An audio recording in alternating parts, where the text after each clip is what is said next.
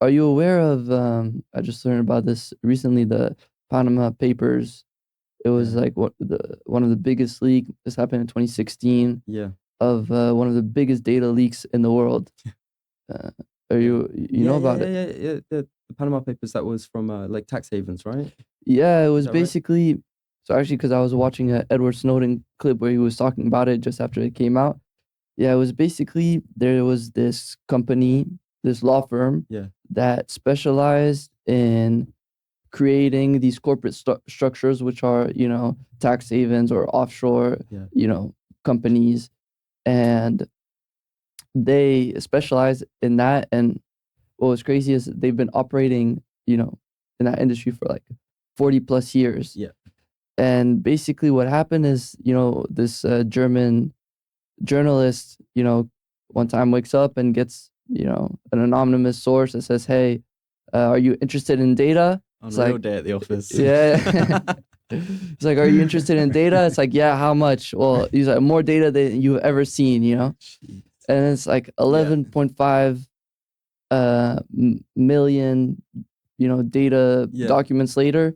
yeah, They find out that, apart from these suspects that we would assume like China, Russia, Ukraine, yeah. there was also The these usual other, suspects. yeah, usual suspects, Yeah, but they were not alone, right? There was yeah, also, prime ministers of like Iceland who had to resign. yeah, Even I think, Prime Minister, what was his name? David Cameron.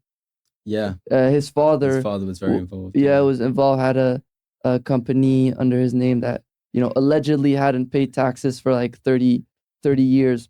yeah, And yeah, Edward Snowden was talking about, yeah, that this reveals, yeah, one something's changing in our democracy, right? Like yeah, these elites aren't playing under the same rules that we are, which is what democracy is. Normally, yeah, we all abide by the same law, right? And I think that's, data privacy and things of that nature is really important. It's heavily, as we talked about, connected with, politics and how yeah, structures are changing. And there's this new paradigm that's happening where, instead of these public officials being open and accounting to us, the people, yeah, they're becoming more secretive about their intentions and their yeah, assets and their intentions. yeah. And we, the people, now are accountable and It's have to crazy. tell them, what we're up to. Dude, you're so bang on with that. Like in my head, I kind of play around with this idea. It's kind of like it's like there's been a public-private flip, isn't there? Yeah. Like you've got public companies who should be more accountable, all of a sudden have sort of unparalleled access to the government or whatever, to lobbying and things like that. And then private sovereign individuals, it seems ridiculous to be having the conversation about protecting our privacy. But like that's the definition of being a private individual, and you're expected whatever to give away your property if it's your data, for example, and not get paid for it. Like, it's interesting though with the tax havens because as much as they make good tax havens because they have secrecy laws. So if you were really libertarian, you'd like the idea of that, right? And any of us could probably set up an account in one of those places. I think these days you'd be a little bit limited in where you can do business if you've got an account there.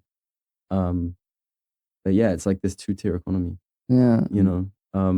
It's interesting you talk about it because one of the one of the main kind of economic theorists behind data unions is a guy called Eric Weil, I think. No, Eric Posner, and I'll have to find the other guy's name, and Jaron Lanier. And they published a book called Radical Markets. And in it, they're talking about how, data unions can be used to solve the data problem. But they also have this idea for tax. And it's pretty interesting. It's inspired by the Greek model, where in Greece, everybody self declared their assets, like how rich they were, basically. And based off of that, you had certain access to society and you also paid some taxes. Um, but if you were to follow a model where basically, I think so, if people were to declare their assets or their wealth as less than what it was, so that they didn't have to pay as much tax, then anyone could buy it at that price. So if you were to follow that model, then you could have a situation which was kind of decentralized and everyone self-declares the value of their assets. But if you make it look like you have no wealth and someone finds out you've got a bank account in the Cayman Islands, like for starters, it would be impossible to find an accountant, because as soon as you told your accountant you're trying to like hide all this money, then they could just buy your whole net worth at the price that you're declaring it to the tax man. And it's like a nice kind of way of taxing wealth and redistributing like income, but also keeping it kind of efficient as well, which I thought was quite a cool idea. Uh, Yeah. and I think that with the tax haven, it's like these elites aren't even playing by the same rules, but Yeah. they're not even paying the same taxes as Yeah. we are, right? Yeah.